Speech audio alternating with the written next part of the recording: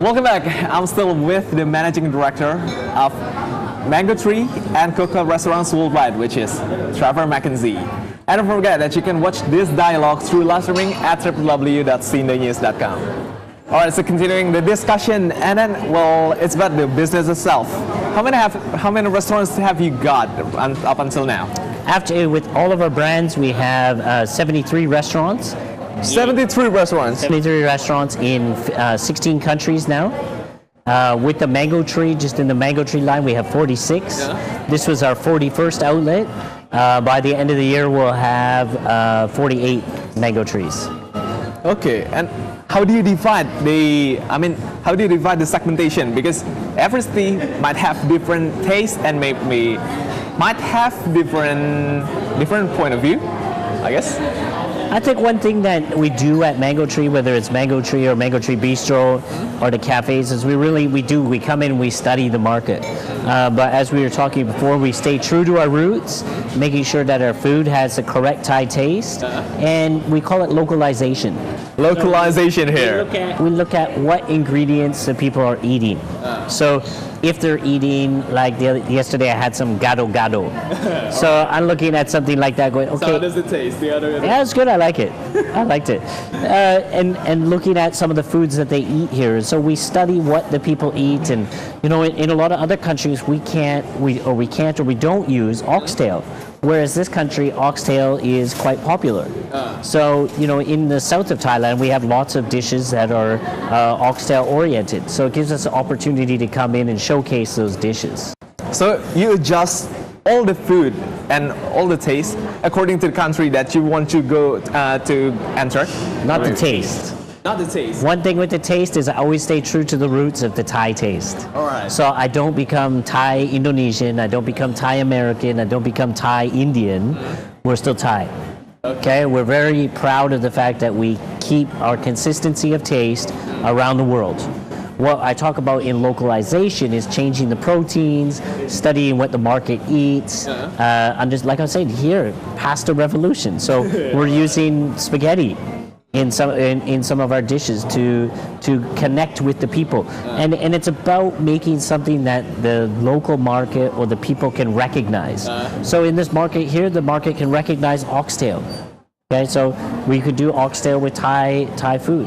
They recognize pasta as something unique right now, or maybe in the future it'll be salmon or soft-shell crab, what have you. And that's where we always stay on top of the trends and understanding what the people are eating at the time.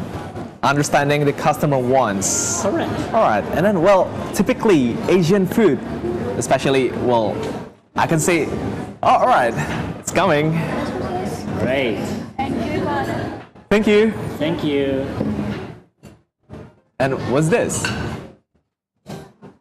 The duck and watermelon salad. All right. The tom yum chicken wings. All right. Tom yum chicken wings. So we do like a special tom yum salt on these ones. Tom yum salt. All right. How do you mix the chicken with tom yum? Well, we marinate and deep fry our Thai way first, which is with fish sauce and garlic, and sometimes a little bit of coriander root, and we marinate them overnight. Then we deep fry them, and then we toss them in a tom yum salt, which is a special salt that they create in Thailand with some lime powder, some salt, and some chili powder. And so it mixes together and it becomes we call it a tom yum salt. Okay, and then, well, one interesting point here will be about the ingredients that you use. Well, if we say about Asian food here, Asians use some particular spices that you want to make, so it will make the food taste so different. Correct. And then, what about the availability of the ingredients outside Thailand and Indonesia? So actually, Indonesia, and we ship a lot of products around the world already. As I mentioned, we're in 16 countries. So we understand the laws about shipping products. So we're able to ship some things from our central kitchen in Thailand that allow us to be able to keep consistency and taste. Now, when it comes to things like lemongrass, basil, hot basil, galangal, a lot of these things, what we're experiencing, are now available around the world through different Asian importers. So that allows us to be able to keep the authenticity. And if it's not available, we just simply don't put it on our menu. We don't want to compromise. So I don't want to replace galangal with ginger because it's not the same ingredient.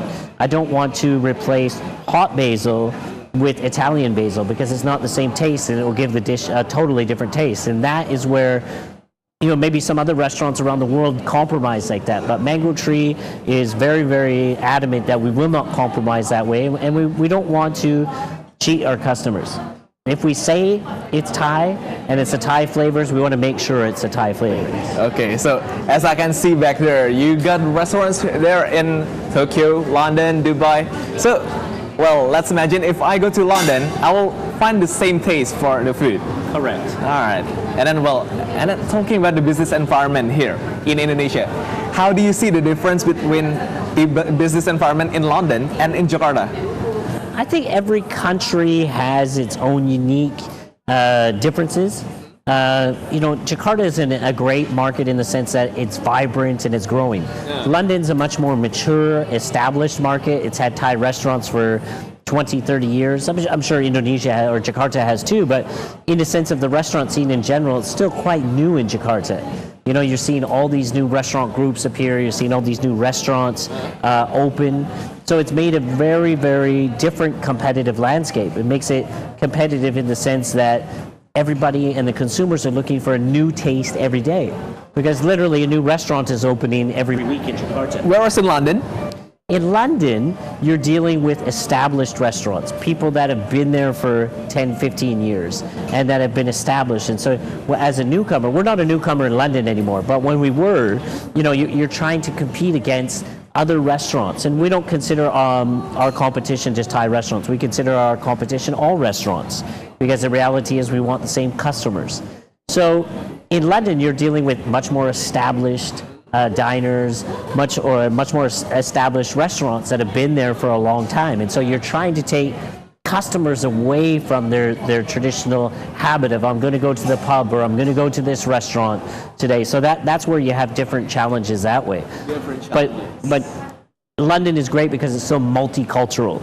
So you have such an array of people wanting to try. And the segmentation is different as well. Sorry? How you segment the market will be different as well.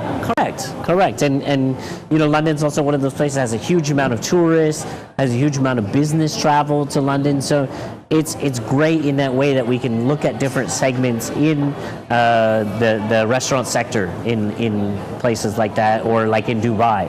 Same thing, or now we just recently opened in Washington, D.C. Same kind of thing. It's they all have similarities, but differences in itself as well. Differences in itself. Yeah. So I could say the business environment in London will be about the competition. And then, well, if you want to survive the competition, you have to have a good reputation first, because you will deal with established restaurants all over London. Whereas in Jakarta, you can say that everyone wants to try new tastes. All right, and then, well, talking about the food again, how do you adjust the taste of Thai food to Indonesian food? So how's that? How do I adjust it in the sense to the Indonesian market? Yeah. Like we were talking before, just more about the utilizing ingredients that are recognizable. Mango Tree is unique in itself in the sense that our spice level has always been approachable.